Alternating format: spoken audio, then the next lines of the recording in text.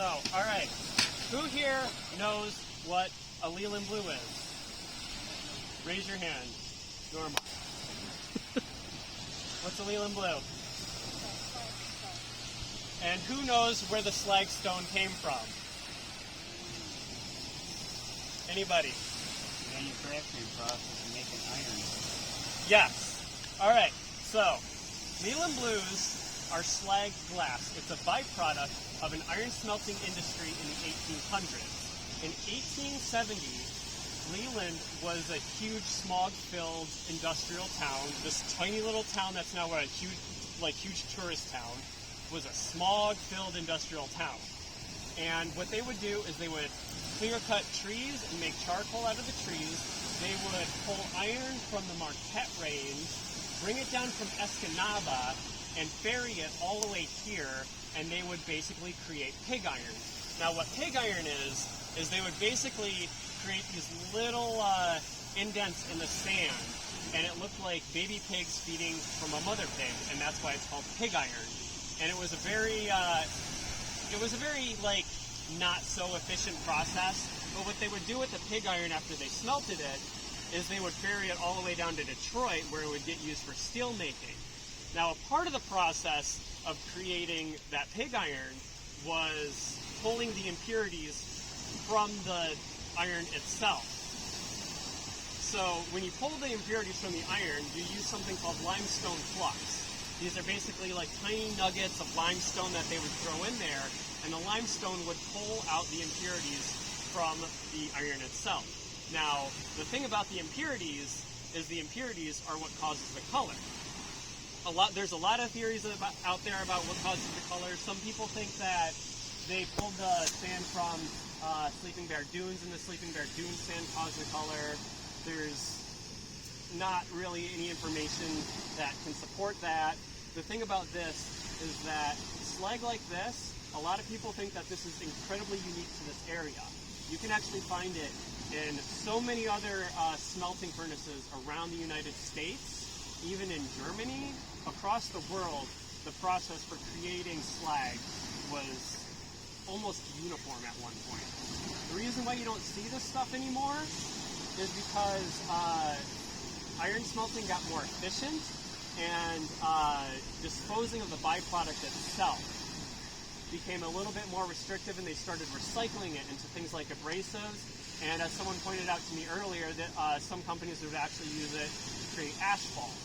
So the reason why you don't see this too much anymore is because it's recycled, and you can't really walk into an iron smelting industry nowadays, because back then they didn't really have much property restriction. They weren't concerned with the environment, so what they would do at Leland is they would dump this all into Lake Michigan.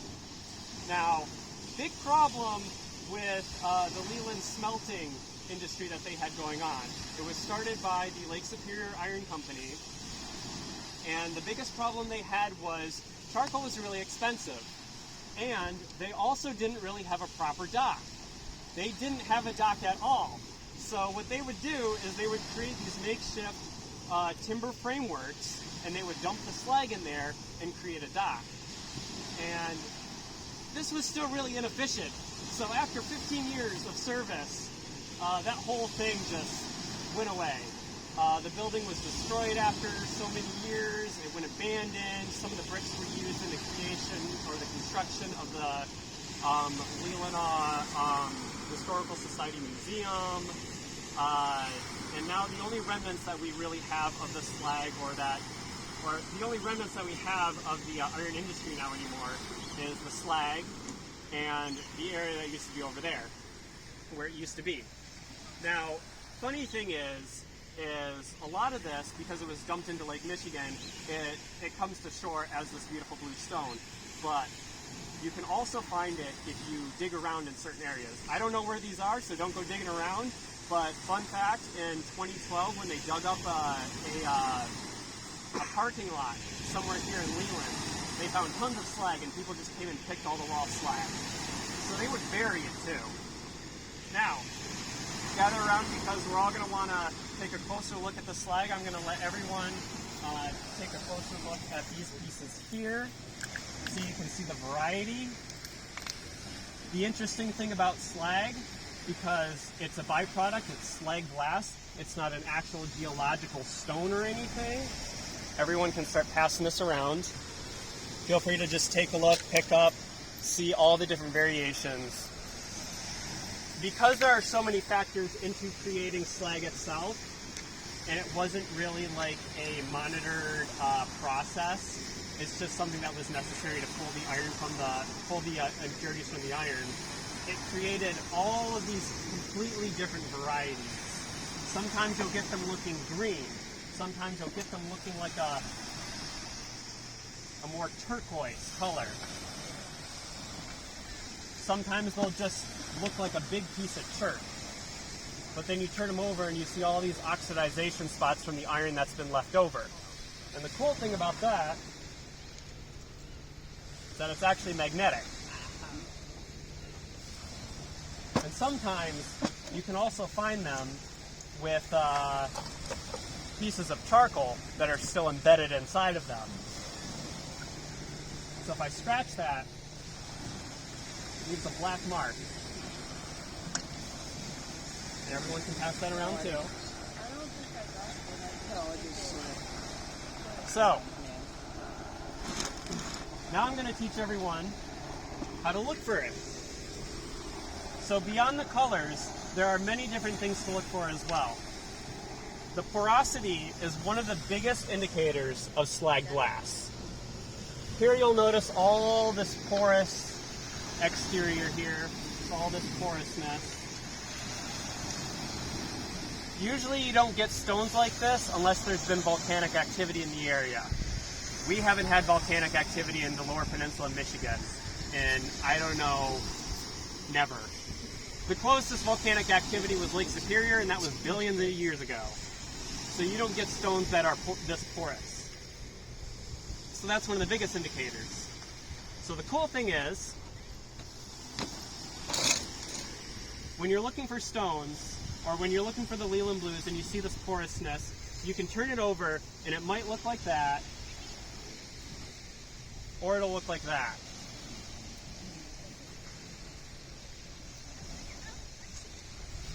So that's the turquoise.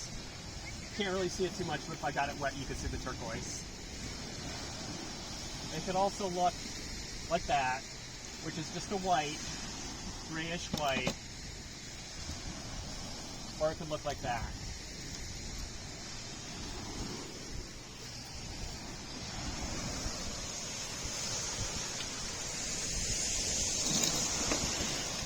So, the interesting thing is that there seems to be a direct correlation between the color and the texture. Green ones tend to be more porous, and the more purple a stone gets, the smoother it is. And sometimes you'll see these white speckles on the stones. Usually they're way more present with the purple stones because I assume that the purple stones reached a higher temperature. This is called devitrification. Devitrification is what happens when a contaminant, like a silicate, gets inside of a non-silicate element or non-crystal element like glass and starts crystallizing. This happens a lot of the time in glass making, and it's something that people don't really like happening to their glass when they're making glassware, because what happens is that the glass starts crystallizing and it starts fogging up and it creates this nasty, like frosted texture. And it's also something that causes, the process of devitrification is what causes the snowflakes and snowflake obsidian. So those crystals are all the same idea. All of those high heat crystals that crystallize and contaminated the slag glass during the process of heating. I have one good example in here, if I can find it real quick.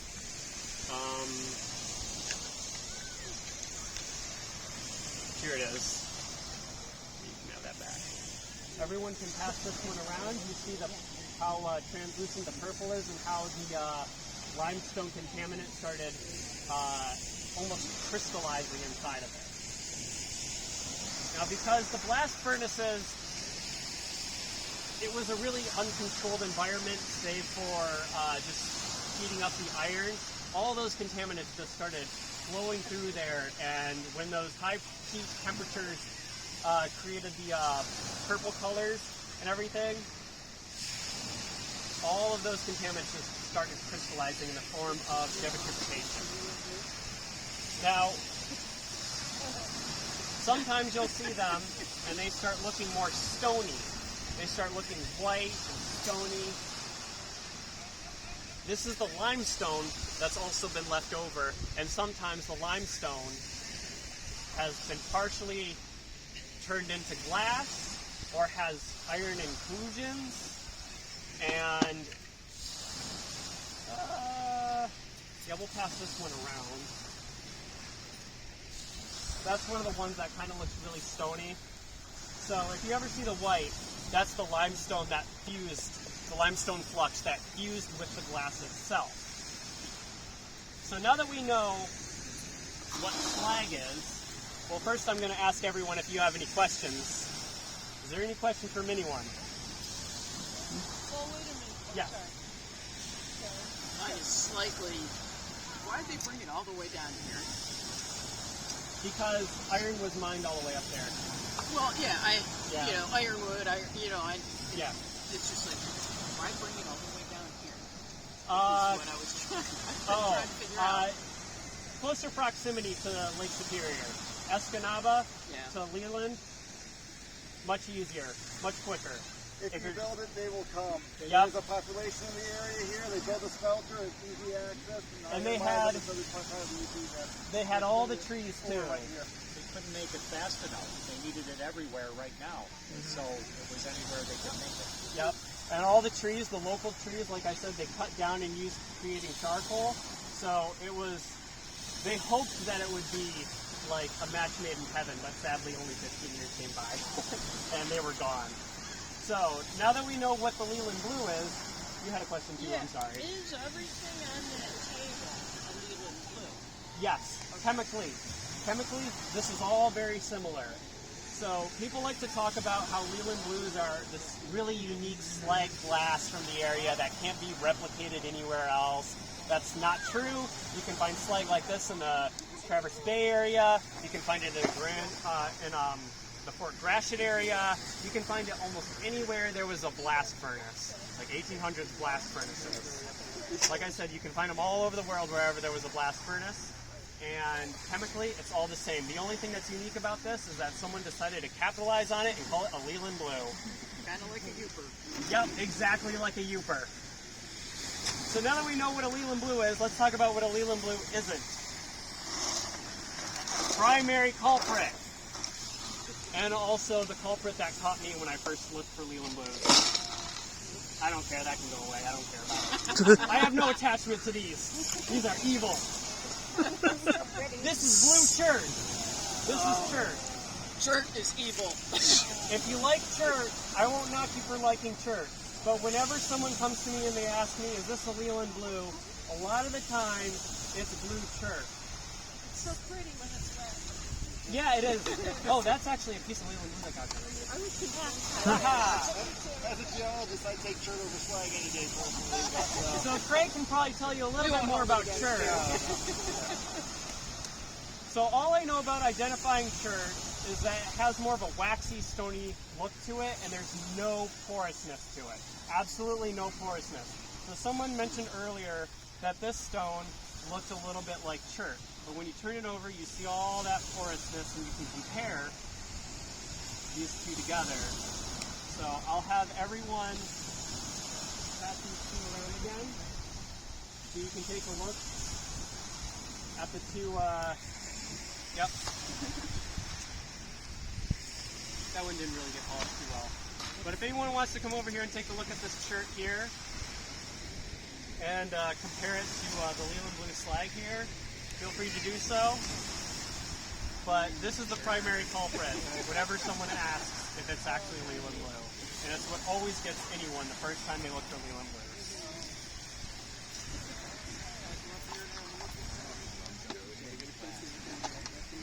That's some of the kind of blue rock. That's famous chert.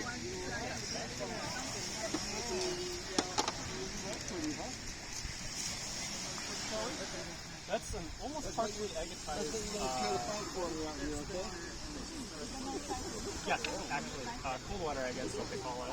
Yep. So like right there, you can see where it started to sort of create layers, but it didn't quite get there. Yeah, I found those today, and I didn't really have anywhere to put them. So. Yep. Yep. All right, so I'm going to let everyone go. We have the advantage today. We have the advantage because for the past week, Leland has been under a really awful storm.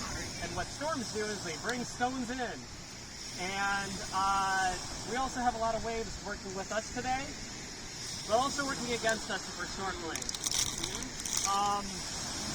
If you plan on going downtown and checking out downtown, it's a really lovely small town. If you're looking for some place to eat, I would do that ahead of time because it's eventually going to be filled with tourists over the weekend. And also be mindful of your parking spot because if you leave it, you probably won't get it back later. Thank you so much. Yeah. If anyone has any questions, just come to me.